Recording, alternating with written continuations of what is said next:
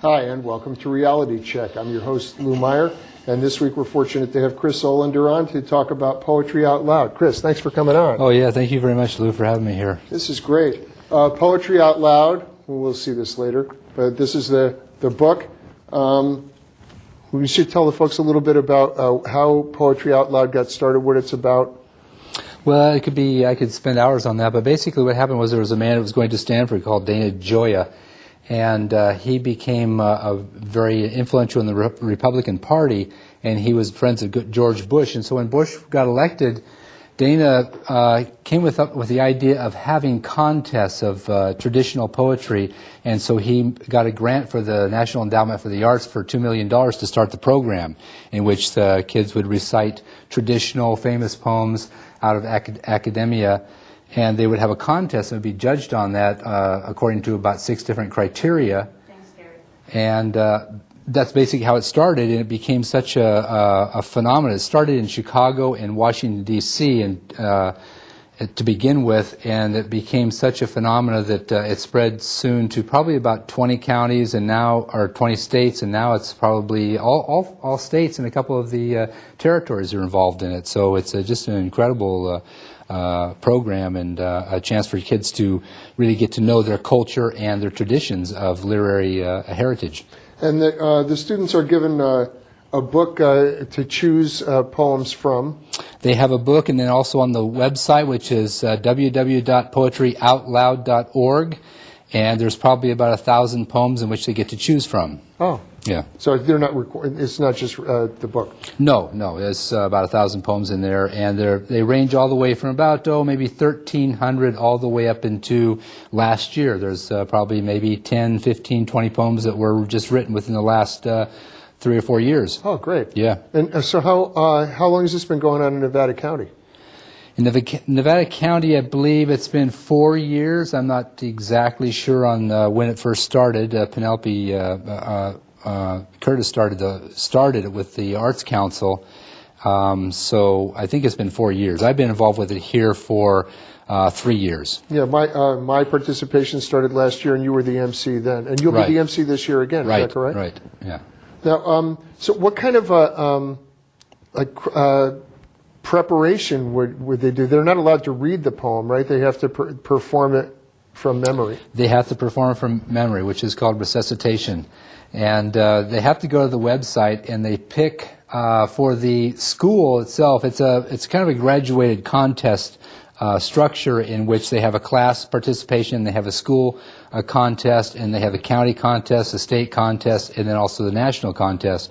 And so for the class, they just need 1 poem. For the county, they have to memorize 2 poems, and for the state, they have to memorize 3. And there is a requirement in which one of the poems has to be before 1900, 1 poem has to be 25 lines or less, but you can combine both those requirements in 1 poem. When you tutor the students in how to do it, and I'm sorry, I should mention that Chris is also a tutor for the students to help them to do their best presentation. How does that work? It's actually called a poetry coach. And, sorry. Okay, go. Yeah. So anyway, what it is that we have a coordinator for every county. I think all the counties are involved this year. It started out where there was, when I first got involved with it, there was only 10 counties, but now I think all the counties in California are involved, just about all of them. And there's a coordinator who lines up the schools, a teacher in the school as a lead teacher, and they're the ones who actually recruit the students, however they want to do that. They can get them throughout the whole school, or they get them their class, however they want to do that. Unfortunately, the teachers are so busy nowadays that it's very difficult to get them to participate in this because it is extracurricular activities, and it does take a little bit of time. But there's a lot of good teachers out there who see the value of the program, who will really get involved with. And then what my job is, I have to contact the teachers, set up a time in which I can introduce the program, and we usually introduce the program through this DVD, which is a very good representation of what actually happens, and we'll show some of that in a few minutes. And then I just go in and coach the kids on their resuscitation and give them pointers of what they need to work on, what they need to look for, how to basically become the poem. Once they become the poem and make the poem theirs, that's really the ultimate goal for the students to become at that point. And not an easy thing to do either. No, it's very difficult. It takes a lot of practice. As I say, you should practice each poem 3 times in the morning, 3 times in the afternoon, and 3 times before you go to bed.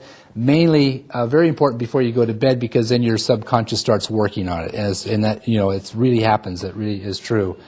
So it does take a lot of discipline, and it's not anything that really gives you points or credit in the school, unless the teacher chooses to give the students credit, which they should, but they don't always do that. The students have to be motivated to want to do this. It's a very time-consuming, and it's a very hard work, very disciplined. So you have to give as much credit to these students as you possibly can. And what's really good about this is the students actually recite these poems better than the poets do. They really do. It's just incredible. You know, I don't know if you ever listen to poets reciting that. If you listen, well, I shouldn't say that, but anyway. Listen to the names. Yeah, right. If you get the DVD and you watch the DVD and then you listen to the CD, you will see that the kids are 10 times the poets as the poets are themselves, and that's what I like about it. It's just amazing what these kids do.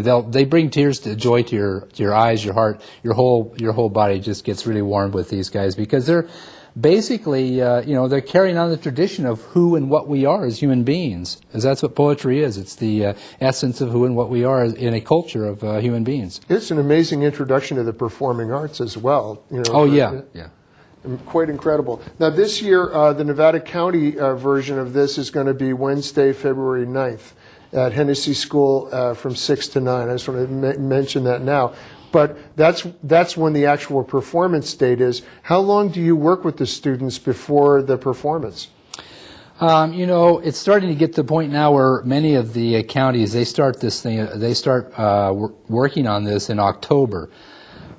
Ideally, that's really good, but most of the counties start just before, around Thanksgiving time is when a lot of them do. Some of them don't even get started until after Christmas, which is kind of late.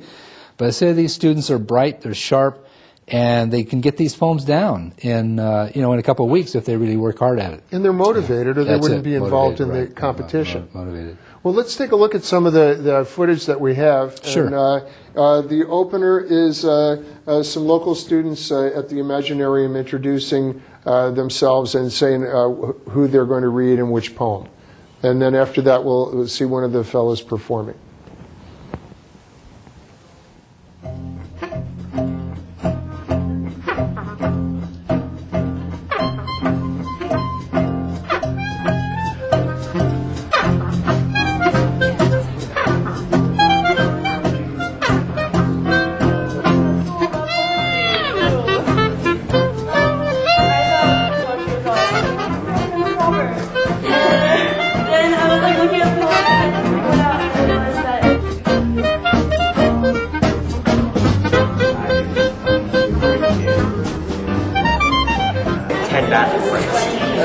They didn't give it to me. I'm Samantha Solomon. My name is Catherine Fuller. My name is Sierra Van Berglio. I am reciting Solitude by Ella Wheeler Wilcox and Children's Childhood's Retreat by Robert Duncan. Reciting If by Rudyard Kipling and Under the Vulture Tree by David Maltons. A Psalm of Life by Henry Wadsworth Longfellow and We Wear the Mask by Paul Laurence Dunbar. Forgetfulness by Billy Collins.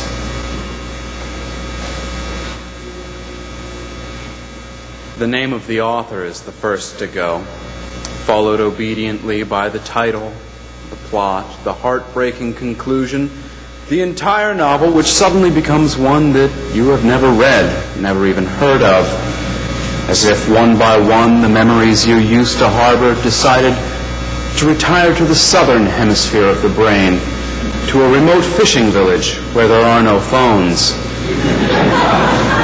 Long ago you kissed the names of the 9 muses goodbye and watched the quadratic equation pack its bag And even now, as you memorize the order of the planets, something else is slipping away.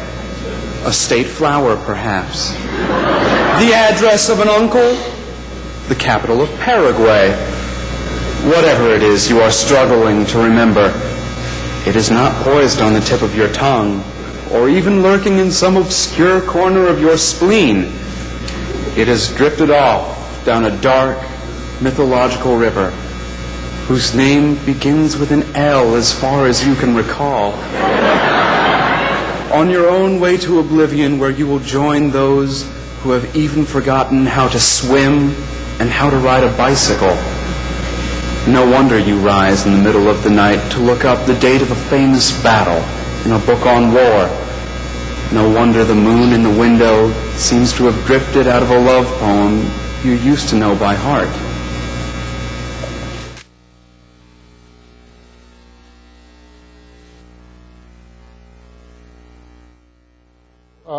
That fellow he was pretty funny. Jackson Hill. Yeah. Now, do you know anything about him?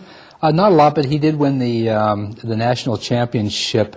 I believe it was 3 years ago or 4 years ago, and he basically won on comedy. He had another poem that he read as well, which is by Jonathan Swift, called A Satirical Elegy on the Death of a Late Famous General, which is absolutely hilarious.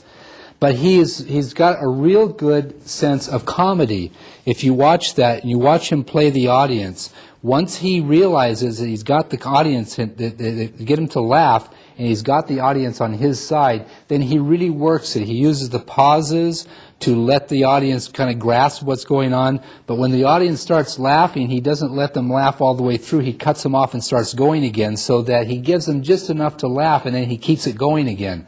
And he uses his one of the, well, there's 6 criteria that which they judge him on, but one of the things he does there is, you see, he starts out with his hands folded, and then the first laugh, then all of a sudden he starts using his hands a little bit. He doesn't have a lot of gesturing, but he has just enough to make himself at ease and relaxed with it. But all of his really character of the poem is brought out by his facial features, his smiling, the way he looks from back and forth to the audience, and also as well his appearance. He seems like the everyday kid next door. Yeah. He's got his hair kind of down over his forehead. He looks kind of young and a sprite, but he's very bright, and he really knows what he's doing with his audience. His timing was excellent. Timing, yes, and very his good. delivery, Yeah. and it's smooth too. Very You smooth. don't get the feeling he memorized something. You get the feeling he's giving you a story. He's giving a story right out of his own heart that Yeah. he experienced himself. And it's one of the other things that was really good about the poem is the common experience. And it's not so much, the young don't really experience that too much. It's us guys that are our age, we start seeing those things slip away so we can really identify with it, and that's what really becomes humorous. And Billy Collins is known for his humor and his poetry anyway. So it was a really good pick for Jackson to use that poem. He sure did a great job with Yeah. that. So since you mentioned the criteria under which they're judged, can you talk a little bit about that? Sure. This is the book that is passed out to all the teachers. It's called the Poetry Out Loud Handbook, and we have six categories here. The first one is physical presence. What do you look like? Do you have ripped clothes? Do you have rings all over your face? Are you distorted in any way? Are you slouched down? Are you rocking back and forth? One of the things that was interesting about Jackson, you could see him move just a little bit back and forth, but he wasn't really doing it to any set rhythm. He was doing it to address the audience. He would move his shoulders maybe this way and then a little bit over this way, so that he was including the entire audience. So that comes a little bit of the physical presence. What do you look like when you're up there? The next one is the voice and articulation. How fast are you saying this? Are you saying this so fast that the words run together that the people cannot think about what's going in between there? And one of the most important things you need to know about reciting these poems is the sense of pause. The pause is the most important part of the poem. The words are there as a sound, as in music, but you have to have the pauses there in order to allow the audience to really understand, to catch what you're saying, and they can react to you, they can identify with you, can emphasize with you, and then you move on. So the articulation is very good there because you have to pronounce the words very smoothly and very clearly so that you understand the meaning of them. And then the next one is the dramatic appropriateness, and we talked about that a little bit earlier. He could have been waving his arms and going this way and that way, and that gets a little bit distracting. And so you want to have the dramatic appropriateness in it so that you have some sense of a theater that's going on inside your head. If you've got the theater going on inside your head of the poem, what's happening in the poem, you will be able to convey that through your words and through your posture and gesturing. That's very important. That's probably one of the most important things there is the dramatic appropriateness, is how far is it. There's a fine line between each one of these criteria. Can you tell me what, I seem to remember they're only allowed to do a certain amount of gesturing. They can't be dancing around or using props or anything. No, like you don't want to really get into dancing up there. I'm exaggerating slightly, Yeah, but right. you know what I mean. It's like Yeah, they hit. well, yeah, but you've got this space here, you got this microphone here, so you can't really get over here or you're going to lose your words. Right. You have to be, remember, you're speaking right into here, and if you start gesturing too much, you're going to be having the people look at your gesturing, and it's very difficult to see what's going on, and also with your mouth and the words and the articulation. So you have it's a distraction from what it is. And as they say, this is not theater, but it is theater. But it is, yeah. It's a paradox, that paradoxical situation in which there's a very fine line that you have to ride in order to make this work. Okay. And so the level of difficulty is an easy poem. When you saw at the very beginning there, one of the young women who was said she's going to recite the poem, The Mask. Well, The Mask has been recited by everyone. Everyone knows that poem. It's too much. They don't want to hear it again. Oh. And if you hear it 2 or 3 times, then it's no good anymore. It's a small poem. You need to have a little bit of substance in the poem. There's not a lot of depth. There's not a lot of depth in it. So you have to have a poem that's somewhat difficult but also accessible. And well, there again, how far are you going to be able to interpret this poem to make it connect to your audience? Okay. So the next one is evidence of understanding. Do you know all the nuances, all the emotional inflections of what the poem is saying? Do you understand every word that's in there? You need to know everything that's in that, every word, every definition of the word that's in the poem, but also the definition of the phrases and how they're going to be interpreted. That's why you have to make the poem your poem. You can't say this is somebody else's poem, this is my poem. Now I've memorized it, I've recited it, it's my poem. And then the sixth criteria is the overall performance. So if you've done all of those other 5 categories very well, then you get a good overall performance. So that's basically the evaluations. Yeah, you can see that. Last year, quite a few of the students performed the same poem.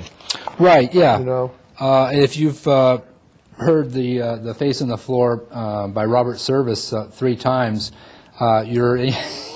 It's horrible to be the third person unless right. you're, But what's really good about this is so there usually is, like last year at the state contest, the first and second place winner did the same poem, which is a poem by Gwendolyn Brooks called Abortion.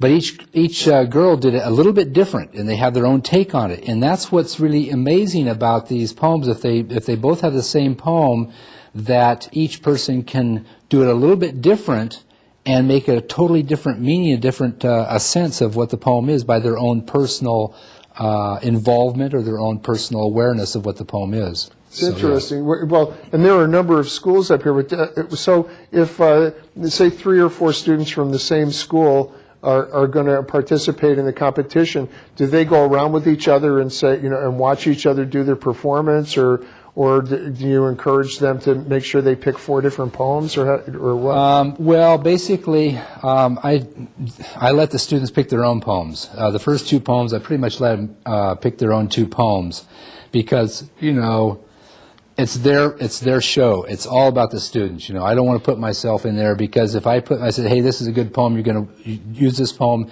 and if they don't do it, they say, oh, well, you told me to do that poem. Then all of a sudden you get into that problem, and that's a They blame their success or failure on you. Success on themselves, failure on you. So yeah, it's really good for them to do it. But if I have a student who's a county winner, if she comes in first place, I will suggest. I have a list of about 30 to 50 poems. I suggest to them. I say, look, here's a list. Pick one of these poems, because these are good poems. They haven't been used much, and they have a lot of emotional range. It has sorrow in it, has happiness in it, has boredom in it, has anger in it, it has loneliness in it. All the emotional range is really what you want to get in a poem. How many different emotions do you have there, and how do they change? And where are they going with their emotions in each one of them? So that's about all of my involvement in choosing a poem for them. This is great. Now we have another one, Sophia Elena Soberon, a young woman who's reading some poetry, or not reading, performing.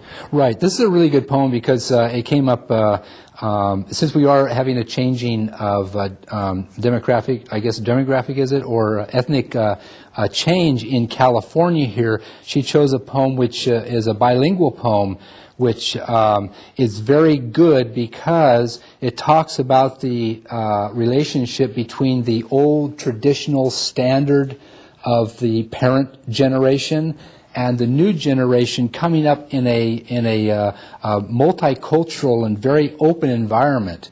And so it's a kind of a conflicting poem between the daughter and what she wants to do, and her father in what he thinks should be done.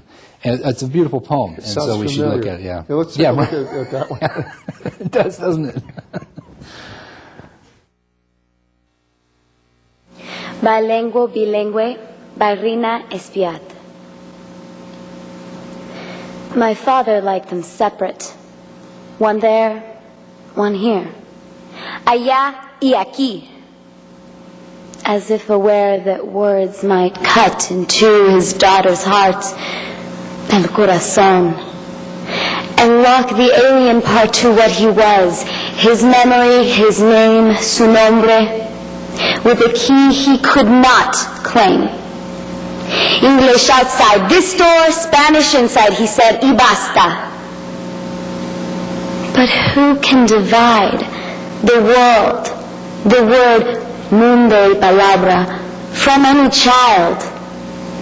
I knew how to be dumb and stubborn, testaruda. Late, in bed, I hoarded secret syllables I read until my tongue, mi lengua, learned to run where his stumbled. And still the heart was one. I like to think he knew that, even when proud, orgulloso of his daughter's pen. He stood outside mis versos, half in fear of words he loved but wanted not to hear. Really good. Such a beautiful, beautiful poem. It's just absolutely gorgeous. And one of the, these kids, they just bring tears of joy to my eyes and my heart listening to them, because they're really reciting sacred texts of who and what we are in our culture. This is really what defines us of who we are, and I think that's one of the real joys of us older generation. We hear these kids do this, and all of a sudden it gives us a sense of confidence that they know what's going on in the world, and they're going to do something good about it. It's really good. It's really a good feeling. And one of the really beautiful stories I have about this is I have a good friend in Sacramento. He used to be the poet laureate of Sacramento. His name is Jose Montoya. And when he was going to University of California at Berkeley, he was entered in a poetry contest, and he was doing that bilingualism in his poetry. And his teacher said, "You can't do this. This is not poetry. This is just crap. I don't want you in my class. If you're going to do this, you're going to fail this class." And he basically withdrew from the class, which was too bad, but he still did it anyway. And he became one of the most famous poets in America for doing that because of introducing that bilingualism. And now we see it here about 40, 50 years later in the phenomenon it has become. And if you go into, especially in urban areas, we don't see it too much up here, but Right. you go to urban poetry readings, you see that happening all the time. It's amazing. incredible. Yeah. Hey, we have, I'm sorry to interrupt this. We have about 1 minute left. I just want to say that our Nevada County competition, which how many students are going to be in this year? Do you know? About a dozen we have in this county. Yeah. And that'll be at Hennessy School on Wednesday, the 9th of February. So it's coming right up from 6 to 9. And everybody's invited. All the public are invited. So that's right. And you get to see some of the local students who have been practicing for quite a while and are doing their performance of this poetry. Yeah, I'd really encourage everybody to come. It's a marvelous show, absolutely gorgeous, and you got to love the poems. Have you got any other comments to make before we shut it down? Or? Yeah, poetry lives in the heart of everyone. We need to have more poetry in our schools, and actually poetry should be a requirement all the way from grade school all the way through high school. It tells you everything you need to know about who and what you are as a human being. You've been a poet for quite a while yourself. About 30 years now. That's yeah. quite a while, Yeah. I would say. Double the age of most of these students. It didn't seem like that long. It goes fast. It does go fast. Yeah, it does. My son's 16, and it just seems like I was just carrying him around Yeah, right. a short time ago. Yeah, right. Well, thanks for coming on. This is great My again. Please participate. Encourage your sons and daughters to participate. If they're not in this year, they can come in next year. Right. There'll be we'll announce plenty of time in advance that it's going to happen and talk to the various folks at the different schools here in Nevada County. So pay attention to this. Again, Wednesday, February 9th. At Hennessy School, 6 to 9. We hope to see you there. Thank you, Chris, so much for coming on. Thank you so much, Lou, This for is wonderful. having me. Yeah. And we owe a debt of gratitude to Penelope Curtis, who started this whole thing, and she's a mover and shaker in our community who does a lot more than one person should have to do. So thanks for watching Reality Check. If you or anybody else might be a good guest for me, you can email me at loumeyer@nccn.net, and I'll see if I can have you on the show. See you next week.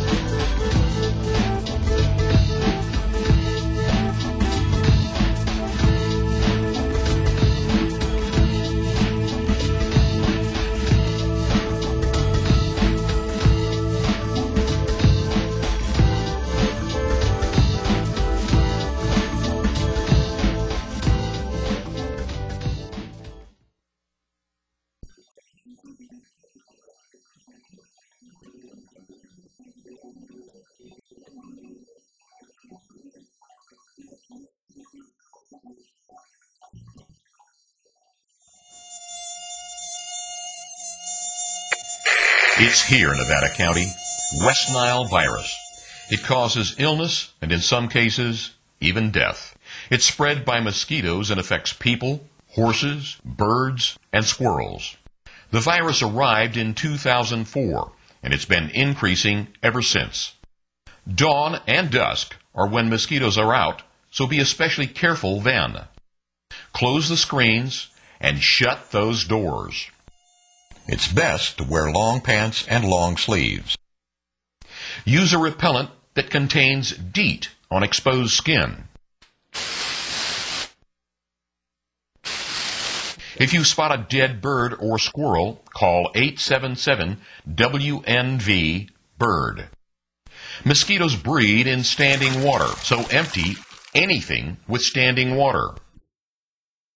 Protect yourself and remember the 6 Ds.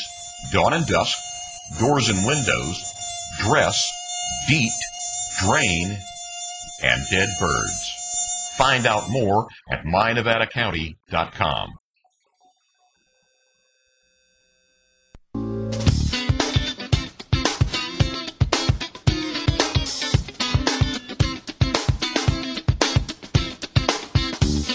from Pacifica, this is Democracy Now! He obviously doesn't know the number of the deaths